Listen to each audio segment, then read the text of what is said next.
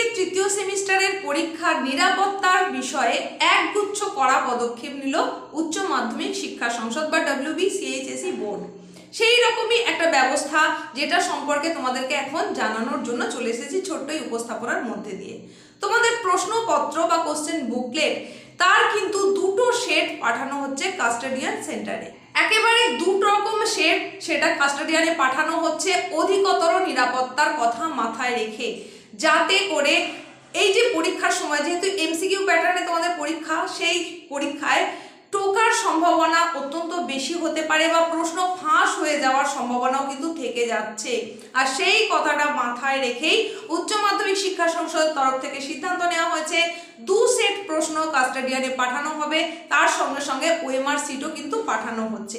এতদিন পর্যন্ত সংসদের কাছে দ্বিতীয় সেটটা রাখা থাকতো, কিন্তু এই বৎসরই প্রথম কাস্টোডিয়ানে পাঠানো হচ্ছে দু রকম সেট, একেবারে যেটাকে ব্যাকআপ প্ল্যান হিসাবে ধরে নেওয়া যেতে পারে। তোমাদের পরীক্ষা সম্পূর্ণ সুষ্ঠুভাবে পরিচালনার জন্য নিরাপত্তার দিক থেকে নানান কিছু ব্যবস্থাপনা নেওয়া হচ্ছে।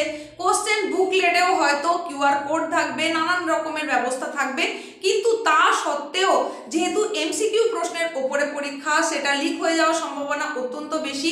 বিগত বছরগুলোতে দেখা গেছে যে পরীক্ষা শুরু হওয়ার কিছু সময়ের মধ্যেই প্রশ্ন পাচার হয়ে গেছে বা প্রশ্ন ফাঁস হয়ে গেছে। এই ধরনের অপ্রীতিকর কোনো ঘটনা যাতে না ঘটে তার জন্যই আগাম পরিকল্পনা নিয়ে নিয়েছে উচ্চ মাধ্যমিক শিক্ষা সংসদ। সমস্ত রকমের কড়া নিরাপত্তা ব্যবস্থা তো থাকছেই, QR কোড যেমন সেখানে থাকছে কোশ্চেন বুকলেটে, ঠিক তেমনি ভাবে কাস্টোডিয়ানে আগে থেকেই দু সেট প্রশ্ন এবং OMR পাঠিয়ে দেওয়া হচ্ছে।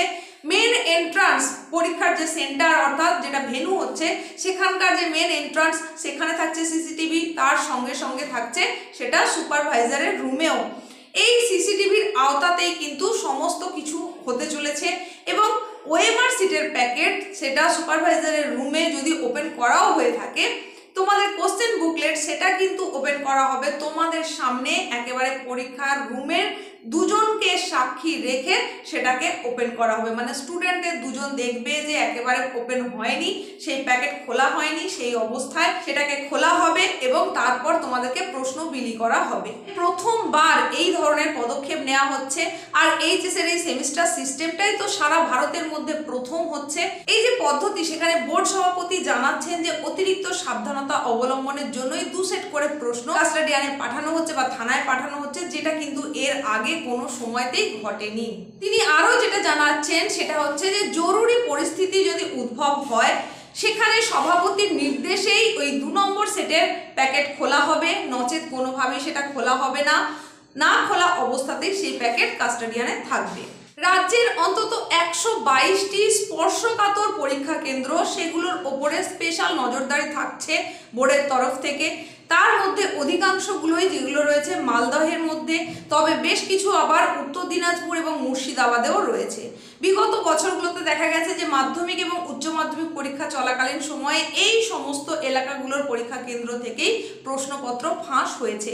তাই সেই সমস্ত স্পর্শকাতর যে ভেন্যুগুলো রয়েছে তার উপরে কিন্তু স্পেশাল সার্ভিল্যান্স রাখা হচ্ছে।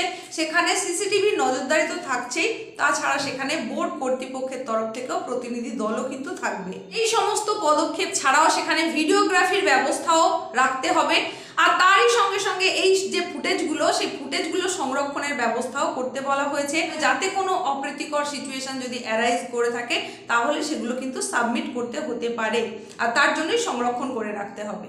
আর গার্ডের ক্ষেত্রে যেটা জানানো হয়েছে, মানে ইনভিজিলেটরের ক্ষেত্রে যেটা জানানো হচ্ছে যে প্রত্যেকটা পরীক্ষার রুমের মধ্যে অন্তত 2 জন করে ইনভিজিলেটর থাকবেই।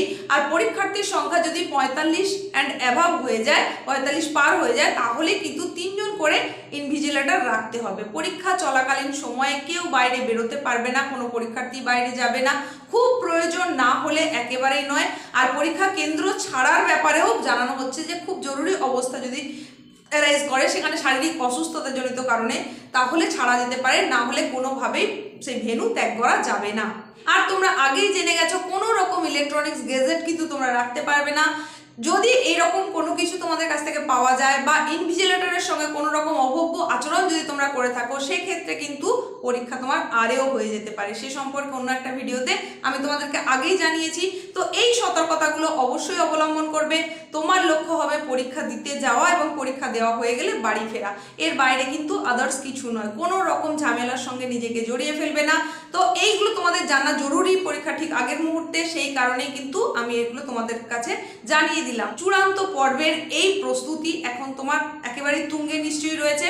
তো বেশি সময় আর নেব না, আজকের মতো এখানেই শেষ করছি। নতুন কোনো আপডেটের সঙ্গে খুব তাড়াতাড়ি দেখা হচ্ছে।